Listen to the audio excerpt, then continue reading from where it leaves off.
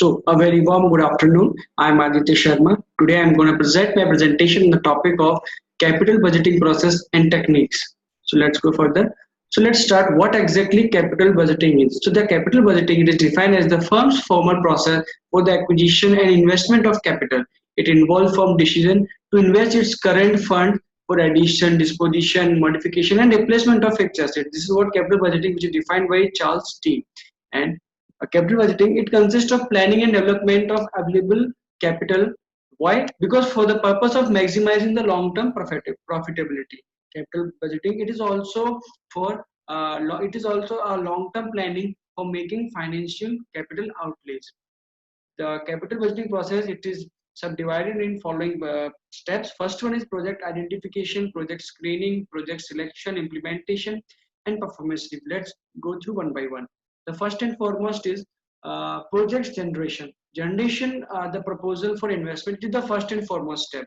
Why? This is first and foremost step. Why we do project generation, or we must say the project selection, because when we want to add something in our product line, when we want to expand our business, or when we want to reduce the cost of output, we want to maximize the profit. So these are the some following reasons for which project generation is essential. Now, second one is project screening.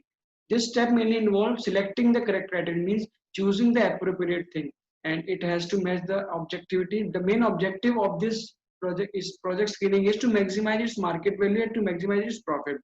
And here, the total cash inflow and total cash outflow along with are to be analyzed. This is the main reason are to be analyzed in this. Now the next one is project selection.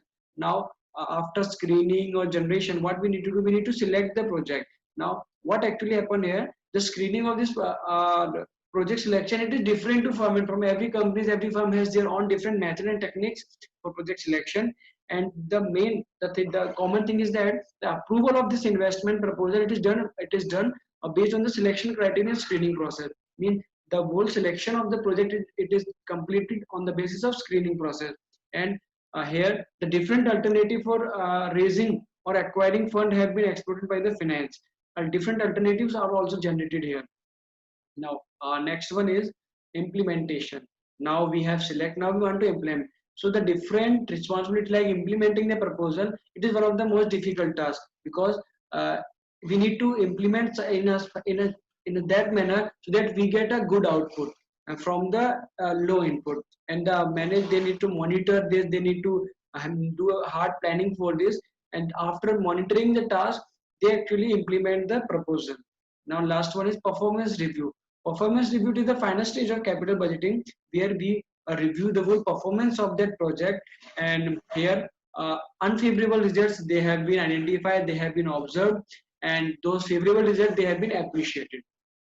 Now there are some of the factors which influence capital budgeting. First one is availability of funds, structure of capital, taxation policy, government policy, earning, capital return, economical value of the project, working capital, accounting practice, trend of funding, lending policies of finance. These are some of the factors which influence capital budgeting. Now next one is methods of capital budgeting. So there are 5 methods of capital budgeting.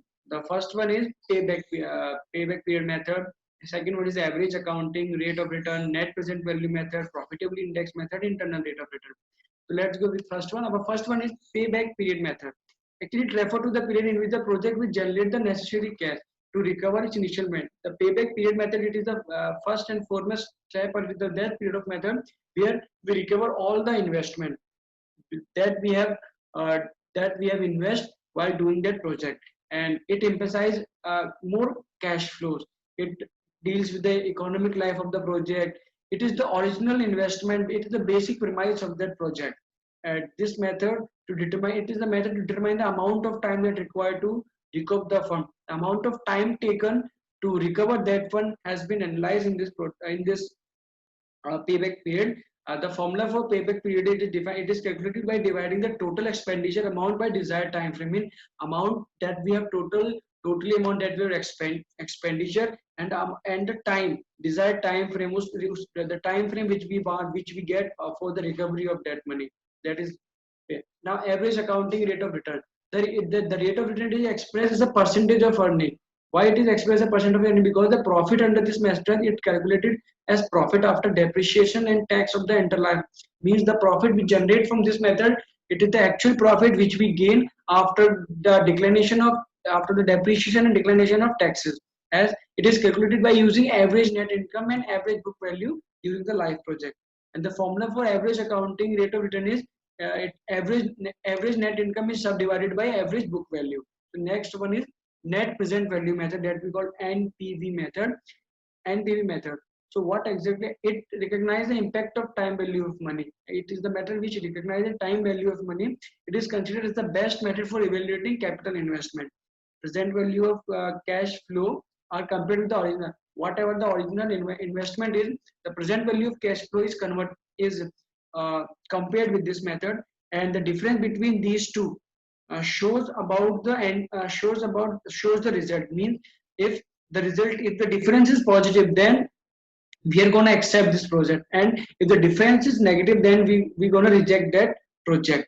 And it is also known as hurdle rate method, because there are step by step so many hurdles in this, and we calculate net value, present value, by it is subtraction, by subtracting present value of cost from the present value of benefit of the capital project. Now next one is profitably index. The profitably index is the present value project future cash flow divided by the initial investment. Mean present value of future cash flow divided by initial investment. Whatever the value of cash will be going to take place in the future, it is subdivided by initial investment. So that is termed as and profitability index method. Now next one is internal rate of return. It is the rate of discount which reduces the NPV of an investment to zero. The rate of discount which is provided, which reduces the net profit value of investment to zero. The rate at which sum of discounted cash inflow equal to the sum of discounted cash inflow, it becomes equal to the sum of discounted cash outflow when there is a equilibrium between cash flow and outflow. So this is known as internal rate of return.